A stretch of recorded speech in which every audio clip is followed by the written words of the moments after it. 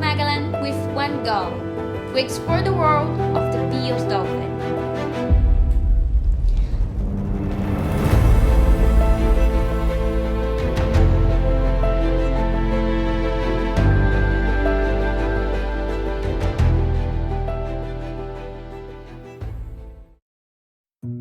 Despite being part of the human daily life along the shores of the Strait of Magellan, Peale dolphin has suffered and still suffer many threats that directly affect its conservation.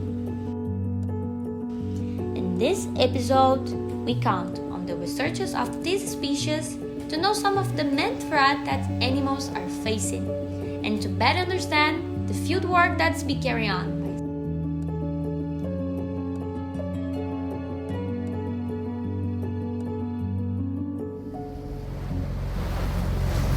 Peale dolphins have a really strong approaching behavior to boats, which means that if there's a boat nearby or if you're on a boat, they're gonna stop what they're doing and they're gonna come close to the boat and start leaping and jumping and doing all this crazy behavior that tourists really love.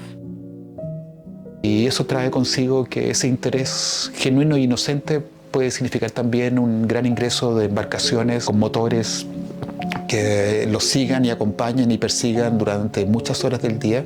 Es probable que estos delfines estarían siendo afectados en su modo de vida, es decir, estarían siendo interrumpidas las conductas más básicas como cortejo, crianza de sus crías, descanso, caza y alimentación, por decir algunas. There are protocols for entering with a boat in the area where the Peale dolphin remain, but we're not sure that this is always respected, but it's really important that this is respected. The constant passage of vessels affect these animals that could be allocate to other activities necessary for survival. In addition to this, the growth of the aquaculture industry is a threat that's becoming more evident every day. We know that the use of antibiotics, the use of anti-parasite chemicals is of a volume and a nature that is really affecting not directly the species maybe, but their environment. Like in many regions with a huge population development and the use of wastes that enter the sea, not only nutrients and wastewater, but also plastics. That's one big threat. However, there is an invisible threat that surrounds all the others: the lack of information available about these dolphins. Sarah and Nan are working on it. I decided to go out and work with them on this mission to understand how they are addressing this problem.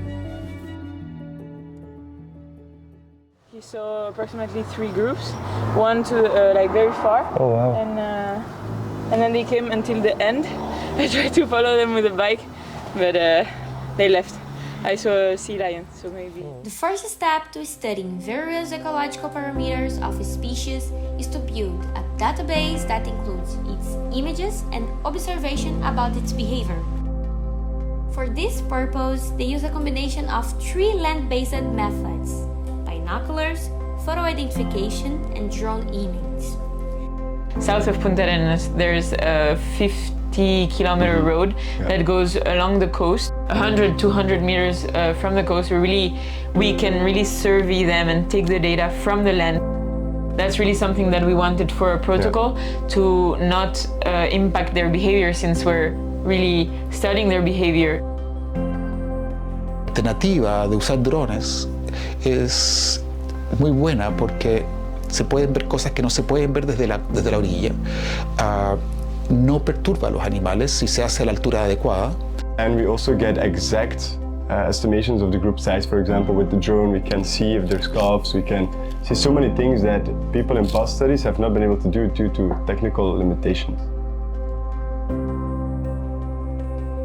So when we get back from the field, we have usually around 1,000 pictures to go through and so many minutes of drone footage. So the work doesn't stop just when you come back from the field. There's so much to look at.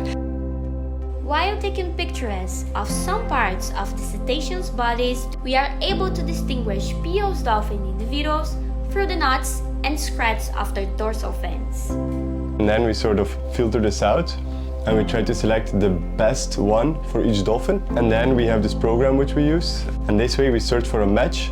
And if we have a perfect match, then we can say, well, we saw this individual already from the database, again on this day, and it's important for conservation matters. Or we can find a new individual, in which case we will describe the individual, say it belongs to this group, we saw it first on this date, and then we add it to the database. Los datos pueden ser revisados por cualquier investigador a posteriori y que podría generar análisis distintos a los nuestros actuales. From these videos you can take so much information, not just what our theses are based on. You can do so much data analysis afterwards. But what can we do to ensure the future of this species?